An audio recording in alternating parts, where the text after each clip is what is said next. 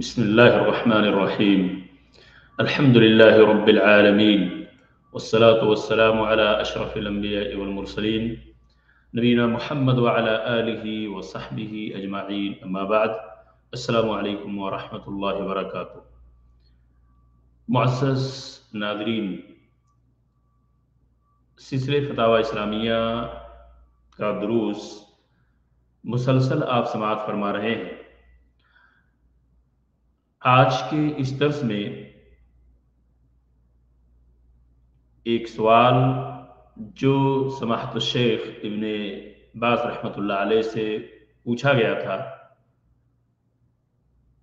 وہ سوال اور اس کا جواب آپ کے سامنے پیش کیا جا رہا ہے. سوال کچھ اس طرح سے تھا کہ ان دنوں جب ہم مشرق و مغرب کے مختلف ممالک میں جاتے ہیں جن کے باشندوں کی غالب اکثریت مختلف مذاہب سے تعلق رکھنے والے غیر مسلموں کی ہے، وہ ہمیں جہاں بھی ملتے ہیں تو سلام کہتے ہیں. تو اس سلسلے میں ہم پر کیا واجب ہے، یہ ہے سائل کا سوال. سماحت الشیخ رحمۃ اللہ علیہ نے جواب دیتے ہوئے فرمایا کہ رسول اکرم صلی اللہ علیہ وسلم سے یہ ثابت ہے کہ آپ صلی اللہ علیہ وسلم نے فرمایا: لا تبدأ اليہود ولا النصارى بالسلام وإذا لقيتموهم في الطريق فاضطروهم إلى أضيقه. یہ صحیح مسلم کی روایت ہے. یہود و نصارہ کو پہلے سلام نہ کرو، اور جب راستے میں وہ ملیں، ان سے ملاقات ہو تو تنگ راستے کی طرف انہیں جانے پہ مجبور کر دو. اسی طرح آپ صلی اللہ علیہ وسلم سے یہ بات بھی ثابت ہے: اذا سلم علیکم اہل الکتاب فقولوا وعلیکم. یہ صحیح بخاری کی روایت ہے. جب اہل کتاب تمہیں سلام پیش کریں، سلام کریں، تو انہیں جواب میں صرف یہ کہو وعلیکم.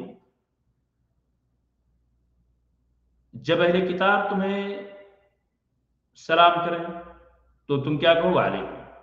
اب مسئلہ یہ ہے کہ یہ تو خطاب اہل کتاب یا اہل کتاب کا حکم ہے، تو آگے شیخ نے فرمایا کہ اہل کتاب سے مراد اگرچہ یہود و نصارہ ہیں، لیکن بقیہ کفار کا حکم بھی اس مسئلہ میں یہی ہے،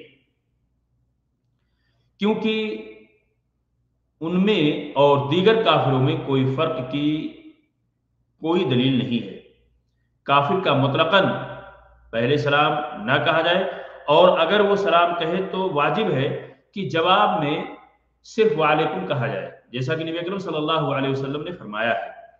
اور اس کے بعد یہ کہنے میں کوئی حرج کی بات نہیں ہے کہ تمہارا کیا حال ہے، تمہارے بچوں کا کیا حال ہے، جیسا کہ بعض اہل علم مثلا شیخ الاسلام ابن تیمیہ رحمۃ اللہ علیہ نے اس کی اجازت دی ہے، خصوصاً جب کہ اسلامی مصلحت کا یہ تقاضا ہو کہ مثلا من باب مثال اسے اسلام کی رغبت دینا، اسلام سے مانوس کرانا، تاکہ وہ دعوت اسلام کو قبول کر لے. اور دعوت اسلام لوگوں تک پہنچانے کے سلسلے میں اللہ تبارک تعالیٰ نے حکمت کو اپنانے کا حکم دیا ہے، جیسا کہ سورۃ النحل کی آیت نمبر 125 کے اندر اللہ تبارک تعالیٰ فرماتے ہیں: ادعو الى سبیل ربک بالحکمت والموعظۃ الحسنۃ وجادلہم باللتی ہی احسن. اے پیغمبر، لوگوں کو دانش مندی، نیک نصیحت سے اپنے پروردگار کے راستے کی طرف بلاؤ، اور بہت ہی اچھے طریقے سے ان سے مناظرہ کرو. اور آگے اللہ تبارک تعالیٰ فرماتے ہیں دوسری سورت کے اندر: وَلَا تُجَادِلُوا أَهْلَ الْكِتَابِ إِلَّا بِالَّتِي هِيَ أَحْسَنُ. اور اہل کتاب سے بحث و مباحثہ نہ کرو مگر ایسے طریقے سے جو نہایت ہی بہتر ہو، مناسب ہو اور اچھا ہو. یہاں تک تھا شیخ کا جواب، جس سے بات ہمارے سامنے بالکل واضح طور پہ کھل کر آ گئی کہ کافروں کو پہلے سلام نہیں کرنا ہے. اگر وہ سلام کریں تو وعلیکم ان کے جواب میں کہا جائے.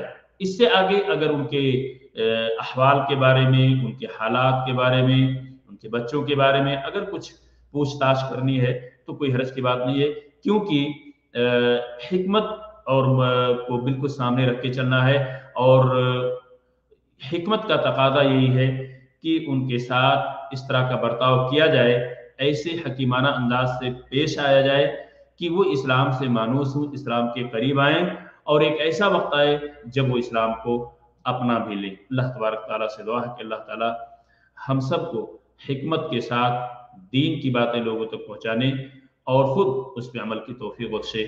آمین۔ السلام علیکم ورحمۃ اللہ وبرکاتہ۔